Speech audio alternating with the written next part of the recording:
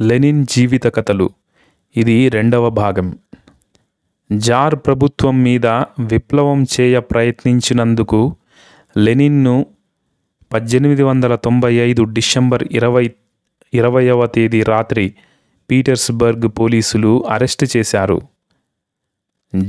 జూలైలో జైలులో 14 నెలలు గడిపిన తరువాత 1897 ఫిబ్రవరిలో శిక్ష విధించారు.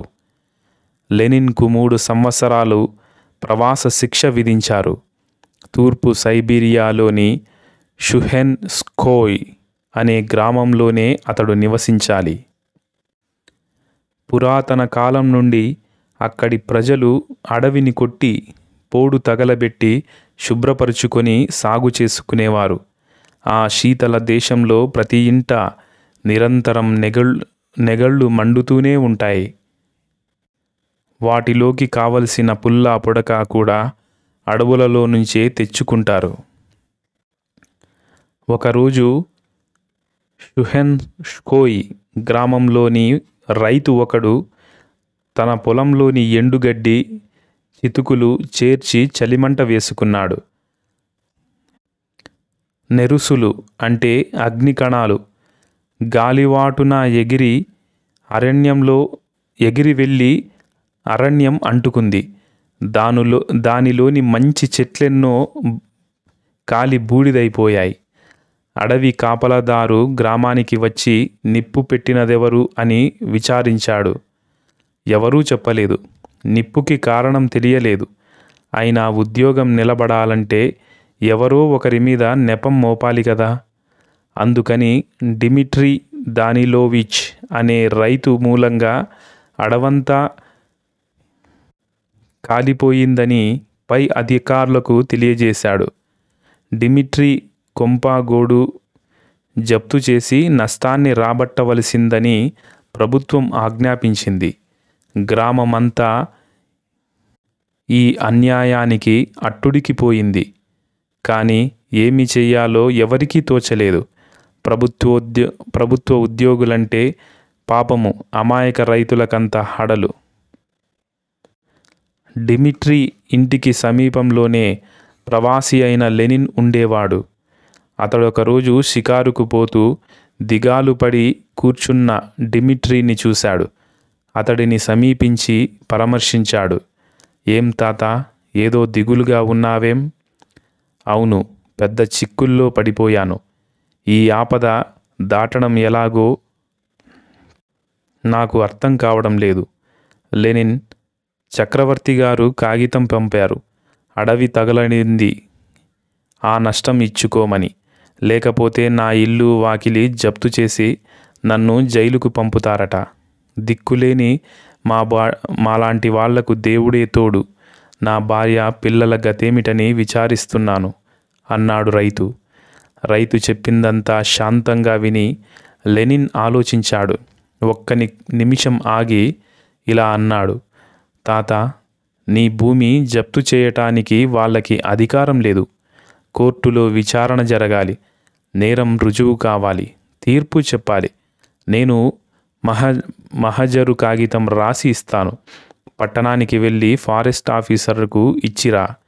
ఆ మహారాజు నేనిచ్చే కాగితం తీసుకుంటాడా? ఆఫీసర్లకి మాలాంటి వాళ్ళంటే లెక్క బాబు. తీసుకోకపోతే టేబుల్ మీద పెట్టిరా.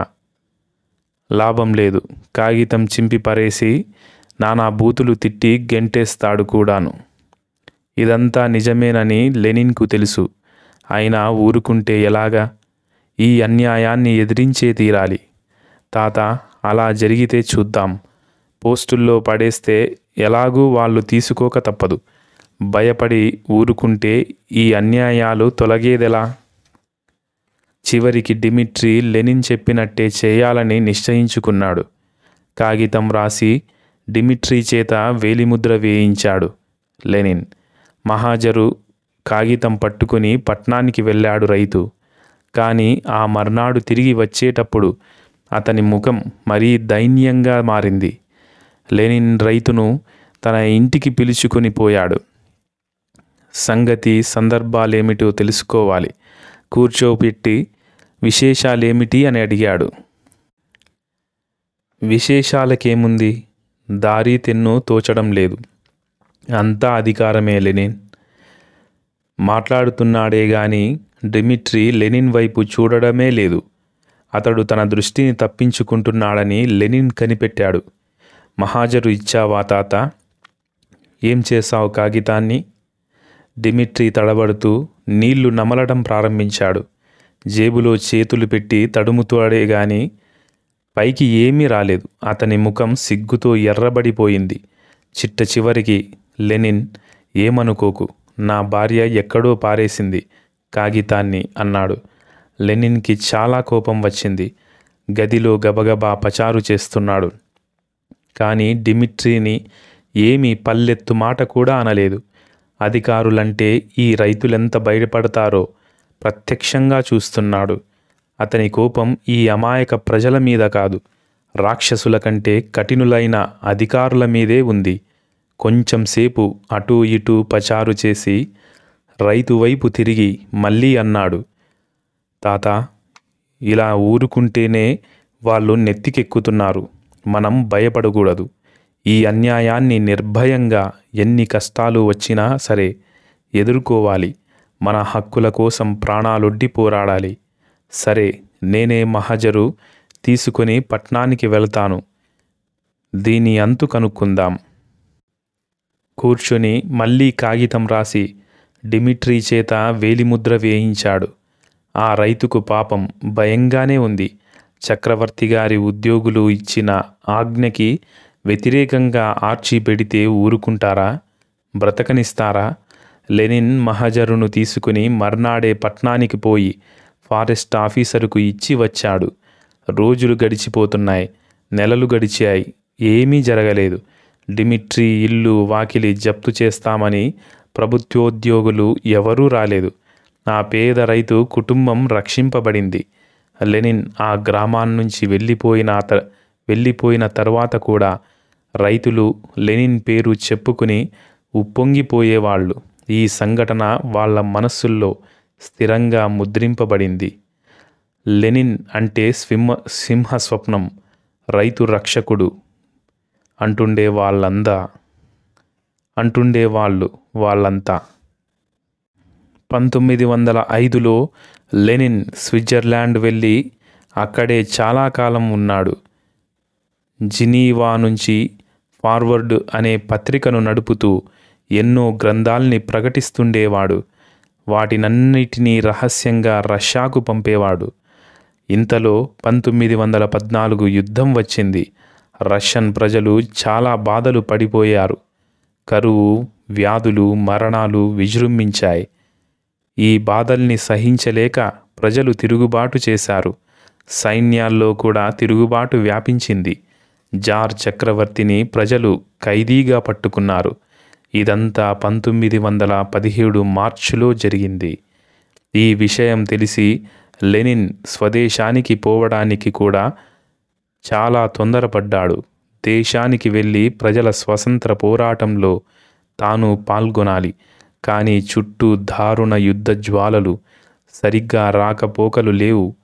లెనిన్ను రష్యాకు పంపితే తమకు అటువంటి యుద్ధపు ఒత్తిడి తగ్గుతుందని ఆలోచించి జర్మన్ ప్రభుత్వం లెనిన్కి మరికొందరికి తమ దేశం గుండా పోవటానికి అనుమతి ఇచ్చింది. వారు జర్మనీ, స్వీడన్ ద్వారా రష్యాలో దిగడానికి ఏర్పాటయింది. ఒక షరతు మాత్రం పెట్టారు. దారిలో ఎక్కడ ఏ జర్మన్తోనూ కూడా లెనిన్ మాట్లాడకూడదు.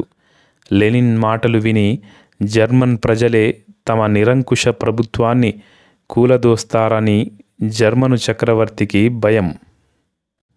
దారిలో ఎక్కడా ఏ జర్మన్తోనూ లెనిన్ మాట్లాడకూడదు.